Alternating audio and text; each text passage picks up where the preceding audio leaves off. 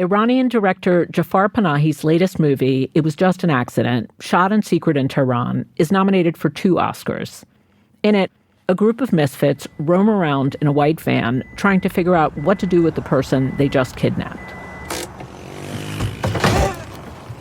One of the women is wearing a wedding dress the whole time. One of the men is a hothead, perpetually at 11. They bicker about what to do with their victim, who is sedated and locked in a box.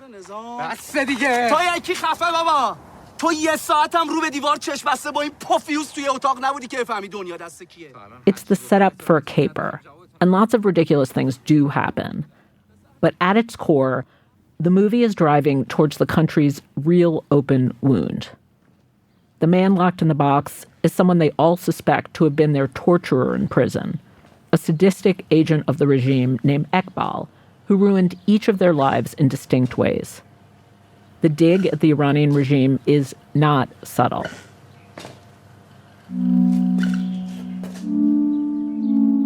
I'm Hannah Rosen. This is Radio Atlantic. Today, we're talking to Panahi. He's in the U.S. in the lead up to the Oscars, and he joins us at a moment when Iran is seeing some of the largest protests in the country's history, met by some of the most violent government crackdowns. Estimates of protesters killed range from the thousands to the tens of thousands. In recent days, the government has started arresting even moderates and extended the sentence of an activist and Nobel Peace Prize winner to 17 years in prison. Panahi's co-writer was recently arrested, and Panahi himself has been sentenced to 1 year in prison in absentia. His lawyer has said they intend to appeal the sentence. It seems like once again, Iran, still potentially a nuclear power, has the world on edge. Does he like to be called by his, Jafar or Panahi or... دوست دارین که با اسم اولتون صداتون کنن یا... هر جور که راحته. Whatever you're comfortable. Okay. All right. Well, Jafar... We talked to Panahi about all of this and his film, It Was Just an Accident, earlier this week, through his interpreter, Shada Dayani.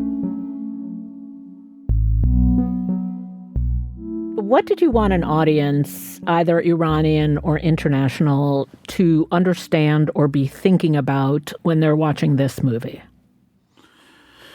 معمولاً این نوع فیلم‌ها بعد از تغییر یک رژیم ساخته میشه. Usually these types of films are made after the fall or the change of a regime, because then that's when people will go back to see what happened, and based on their understanding of the past, then they make a film.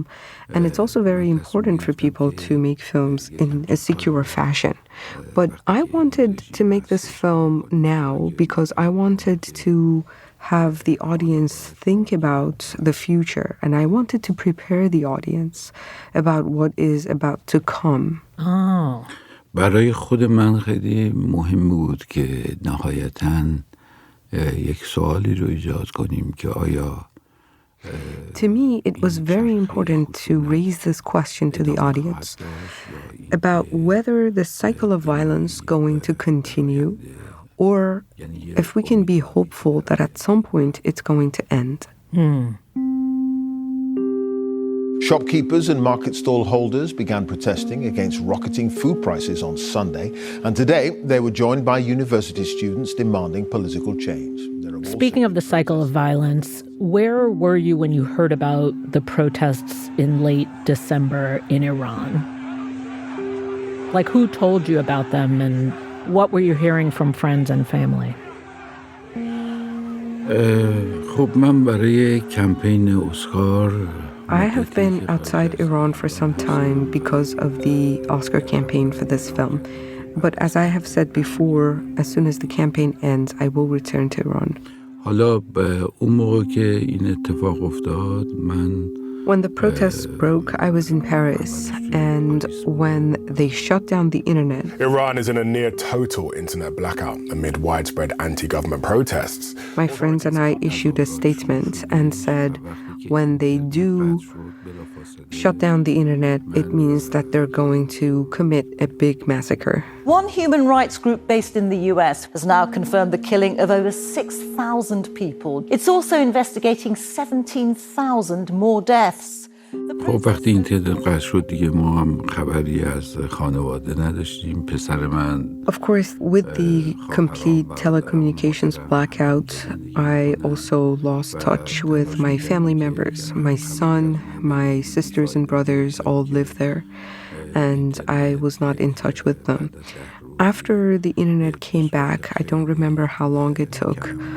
I was also in touch with close by family members. My immediate family members are okay, but distant family members are not. Your co-writer, Mehdi Mahmoodian, was just recently arrested. How did you hear about that? خب اون زمانایی بود که دیگه اینترنت وصل شده بود. من میتونستم با مهدی When Mehdi got arrested, it was when the internet was more or less back and we were sending messages to each other. I sent him a message around 3:30 a.m. Paris time, and the message was not seen and it was not delivered either. And I waited until noon of the next day and it still was not seen. And that's when I was suspicious that something has happened, so I started contacting my friends. And it was around 4 or 5 p.m. that I heard through BBC Persian that he has been arrested. ظاهراً دلیل اینکه ایشون بازداشت کردن به خاطر بیانیه‌ای بود که It seems that they arrested Mehdi because of a statement that we co-signed together with other activists, human rights lawyers, and in total 17 of us, among whom we have people who have won the Nobel Peace Prize, we have people who have won the Sakharov Prize, and these were all acknowledged and known Iranians inside Iran, and some of them were outside. After that statement, they arrested Mehdi and a few other people. And it's a statement that puts the fault and the blame of the massacre on Mr. Khamenei. And when someone is arrested, do you know what happened to him? Does your imagination fill in the blanks? Sort of what happens next when a friend is arrested? Does he know, meaning can he imagine, or does he have information? Well, I guess, does he have information? And if he does not, does his imagination fill in the blanks? وقتی که یه نفر دستگیر میشه، آیا شما اطلاعاتی دارید که کجا میره و چی به سرش میاد؟ و اگر اطلاعات ندارید، آیا تو ذهنتون میتونید تصور کنید چی میگذرونه؟ خب معمولاً که اولش به هیچ کس نمیگن که کجا بردن، کی گرفته، چگونه. They usually never announce in the beginning who has taken these people, where they have been taken to, and for what reason. We have to wait for the person who has been arrested to contact the family members. Mehdi was able to contact his family after 2 or 3 days, but only for 1 minute. And he had only 1 minute to say that he is alive and he is okay and he has been arrested, and then the phone got shut off. Now we know that he is in Noshahr city, and he is kept in a cell of 17 by 17 meters with 30 other prisoners, none of whom are political prisoners. They have crimes of drugs, drug trafficking, and murder. I'm asking because this movie is so much about what happens to people after they get arrested. At different times, prisoners have been treated differently. But of course, with every movement, when people take to the streets, with every protest, things become much harder inside the prisons. And especially this time, with the number of dead and wounded and arrested, they have become extremely harsh inside. شما تصور کنید که در یک This time, the protests were peaceful, but then the trolls of the regime penetrated the protests and they started committing acts of violence in order to make the protests violent. And that gave the agents of the regime and the regime itself an excuse to crack down violently. and commit the atrocities that it did.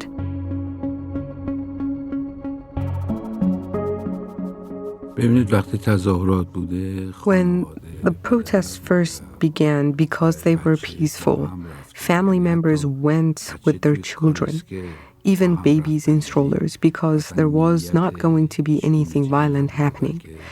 But the government could not even tolerate that. And in about 10 hours, only 10 hours, within 2 days, the first day 4 hours and the second day 6 hours, they started killing the protesters blindly. And the number of the dead has now risen to over several tens of thousands of people. Is there anyone that you're especially worried about?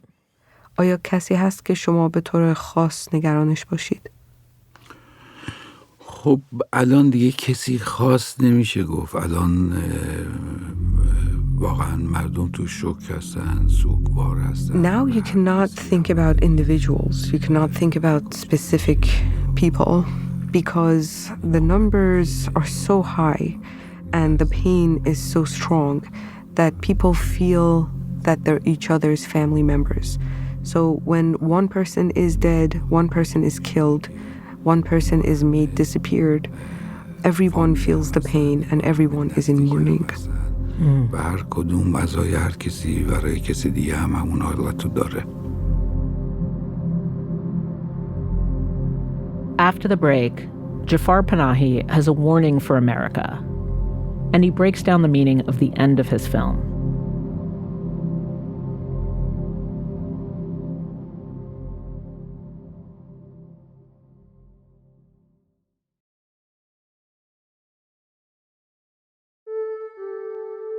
Hi, I'm Van Newkirk, senior editor at The Atlantic. When I publish a story, my hope is that it's illuminating enough that you'll want to share it with others. Because I know that when I read a great article, I want to give that experience to someone else. That's the spirit behind The Atlantic's new Premium Plus subscription, which includes unlimited access for you and 3 other people. Maybe they're family. Maybe they're friends. Whoever they are, you can now share all of our journalism with them for less than $4 a week.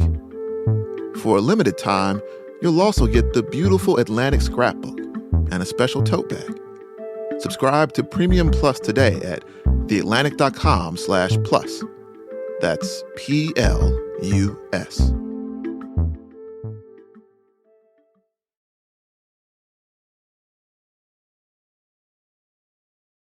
You haven't been to the U.S. in 20 years or so. As an Iranian, what do you notice that's different now? خب واقعا فضای اینجا هم خیلی متفاوت نسبت به چیزی که قبلا دیده بودم. Well, in fact, the atmosphere here is also very different than what I had seen before. Sometimes I see signs speaking to the fact that here, too, things are becoming very difficult. The U.S. is different. When the political atmosphere changes in this direction in the U.S., it will also be contagious in the rest of the world. What do you mean, contagious? What do you mean? منظورتون چیه که سرایت میکنه؟ ببینید خب اون چی که در دنیا اتفاق میفته، چه بخواید و چه نخواهید، تأثیر از کشورهای بزرگ این تأثیر رو میگیره. Whether we accept it or not, what happens in the world is affected by the great powers, including the U.S. وقتی The more repressed the greater powers are, the more you see its effect in the other countries. It is as if it has been tested, and then it's decided that it is now the time for the world to move in this certain direction. I think I want to make sure I understand what he's saying. I mean, so that I'm reading between the lines correctly. What he's saying is sort of we're moving in a more repressive direction, and that can be a model for other countries. نه اینکه پیروی میکنم بلکه تأثیر میذاره بیشتر. Not that they model themselves after the U.S., but that they get affected by it. I mean, you've been on tour while the 2 American protesters were killed here by government forces. 2 is not tens of thousands, but were you surprised? What were your thoughts when you heard that news? این کشته شدن یک نفر در هر جای دنیا اضافه است. The killing of even one person anywhere in the world is too much. وقتی این اتفاق میفته یعنی مطمئن باشیم که یک اشکالی وجود داره. As soon as this happens, you can be sure that there is a problem. و این اشکال کم کم خود به خود یه روزی بزرگ و بزرگتر میشه و میرسه به همین 10,000 نفر. And that problem will grow, and one day it will reach tens of thousands of people. I did not want to hear that from an Iranian with experience. من واقعا دلم نمی‌خواست اینو از زبون یک ایرانی که تجربه داره بشنوم. خب ببینید من همین رو میگم وقتی میگم نشانه. This is what I'm talking about when I'm talking about signs. Because we have seen and experienced these signs, we know exactly what happens. We know exactly what's coming at the end. It is true that when it happens in certain countries, it's going to affect the rest of the world more. But it doesn't really matter where it happens. We as people have to stand against it. With any kind of job, profession, work that we do, whether we're an artist or filmmaker or writer, or doesn't matter what we do. If in our own work we cannot stand against repression, it's going to get out of control. When they gave me a ban of not working for 20 years, I had 2 choices. Either I could just sit at home and do not work because they had told me not to work, or I had to look for solutions. I remember back then, a lot of students would come to me and say that the situation is very difficult, they cannot work, and they were immersed in hopelessness. I said to myself one day, should I be like them and keep nagging and keep saying it's not possible? Or should I think of a solution and do something?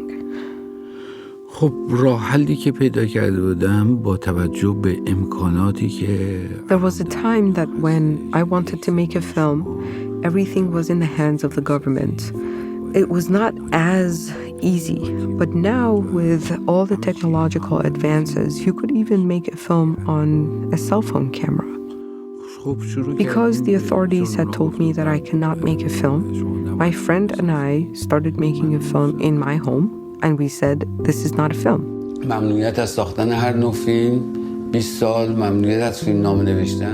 And then I thought to myself, what can I do if I cannot work in film?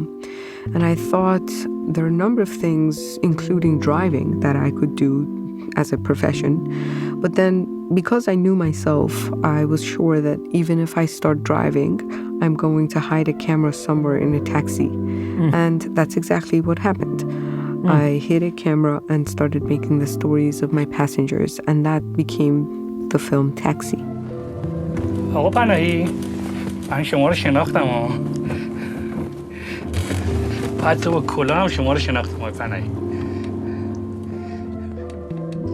Hey, listeners, this is Hannah interrupting with a spoiler warning. If you remember, It Was Just an Accident is about a group of Iranians kidnapping a man they suspect to have been their interrogator and torturer in prison. My next question is about how the movie ends. If you want to avoid hearing that, you can skip ahead 4 minutes. So I want to ask about the end of this movie, It Was Just an Accident. It has a very hopeful moment where it seems like everything's going to go back to normal. And it also, the end of the movie, suggests that the cycles of violence may continue. Is that how you feel? ببینید شادی و غم در روزمره ما جاری هستش و این جزء رئال کاره. Happiness and sorrow are part of everyday work, and this is also part of the realism sense of the film. I consider myself a socially engaged filmmaker, and I try to speak about the realities of the society. So first, my audience has to believe the film, and it has to believe that it's watching a semi-documentary. Omitting any of those elements can harm the sense of realism in the work. The humor that you see in the film at some point was intentional, and I wanted the audience to move along quite comfortably throughout, at least up until the last 20 minutes of the film. و تو اون 20 دقیقه آخر دیگه طنز رو از فیلم گرفتم و سعی کردم. And then in the last 20 minutes, I intentionally took out the humor from the film. Yeah. And I wanted the audience to hold its breath and to think about the film.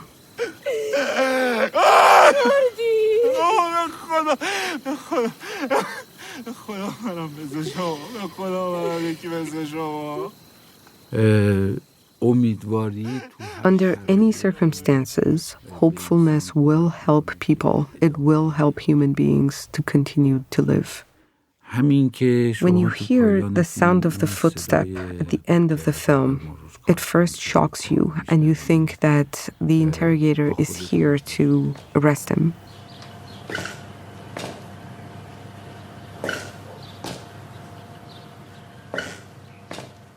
و بعد یک سکوتی ایجاد میشه و بعد این پا دور میشه. And then there is some silence. And then the sound of footsteps goes away as if it starts getting further and further.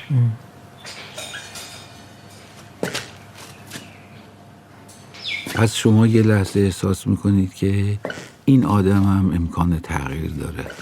So at some point, the audience can think that even the character of the interrogator could change. این همون تلنگر کوچیک اون نقطه امید است که داره شروع میشه برای اینکه این چرخه خشونت یه روز قطع بشه. The fact that the interrogator might have been moved, as little as it might be, is that point of hope and hopefulness that the cycle of violence could end at some point. So that's why you wanted to capture the humanity of the interrogator. خب ببینید این آدم‌ها توی خانواده‌شون شاید اصلا ندونن اینا چی کارن. بالاخره این یه پدره. These people, like the interrogator, may be very different people in their family settings. Their family members may not even know who they are and what kind of work they do. These people, to their family members, are fathers, their spouses, and they might look very different than what we see. The problem is not with the individual. The problem is with the system, and it's with the situation and the conditions. If we put the blame on these little parts of a system, then we lose our way into understanding what the fault is actually, and who is to blame, and what is to blame.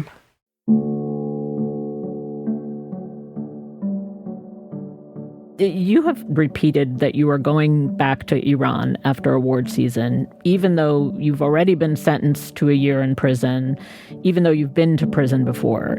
Is that just because you can't figure out how to live anywhere else or just don't feel comfortable anywhere else? At the end of the day, I want to have the sense of living, and I know it's in a certain place that I can have a sense of living. I could come here in the US and make a commercial film and make a film that could make a lot of money. But then when it's me and myself in my solitude, I would ask myself if I am embarrassed by making that film. This is not to say that commercial films are bad. Not at all. The question is the calling of the director. And once a director makes up their mind, they have to be truthful to that decision. I can easily say that in my own solitude, I have not been regretting any of the films that I have made. This is a last question. This moment is so serious and dangerous around the world. Is there anything specific or even small that makes you feel like you're living, as you said, or brings you joy that you hold on to? این لحظه خیلی خطرناکه و خیلی سرنوشت سازه برای همه دنیا. Was your question only about what gives him joy, or was there another part to it? I hate that question, the joy question. I try, because he said, living. I'm trying to pull out a thread of how he continues to pull through, what it is that he hangs on to that has him, joy is a little much. Right. It's not quite the right word. No, but I got it. But this helps. Yeah. منظورم فقط این نیست که چی به شما شادی میده، بلکه چی باعث میشه که شما ادامه بدید به مسیرتون و چی به شما امیدواری میده که همچنان در راهتون استقامت کنید. خب گفتم چون انتخابمو کردم به هر شکلی من راهمو ادامه میدم، به هر شکلی که وجود داشته باشه. Because I have made my choice about what type of filmmaker I want to be and who I want to be, I will find a way around it, no matter what. یعنی اسیر لحظه ها و روزها نیستم، چون یک آینده بالاتری رو میبینم خودم رو توی لحظه. I'm not a captive of moments or days because I see a greater future. I see from above.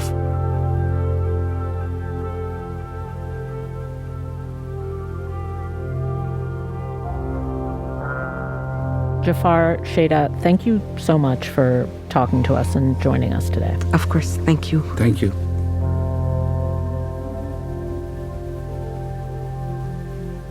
This episode of Radio Atlantic was produced by Janae West. It was edited by Kevin Townsend.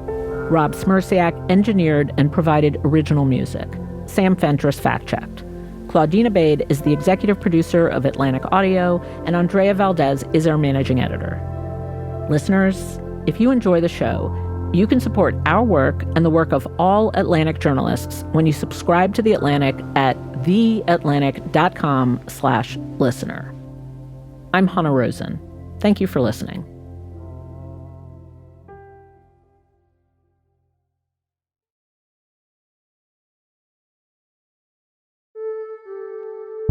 Hi, I'm Van Newkirk, senior editor at The Atlantic. When I publish a story, my hope is that it's illuminating enough that you'll want to share it with others. Because I know that when I read a great article, I want to give that experience to someone else. That's the spirit behind The Atlantic's new Premium Plus subscription, which includes unlimited access for you and 3 other people. Maybe they're family. Maybe they're friends.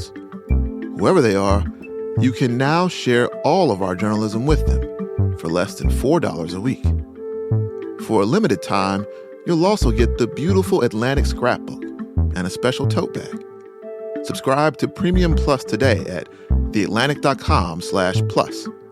That's PLUS.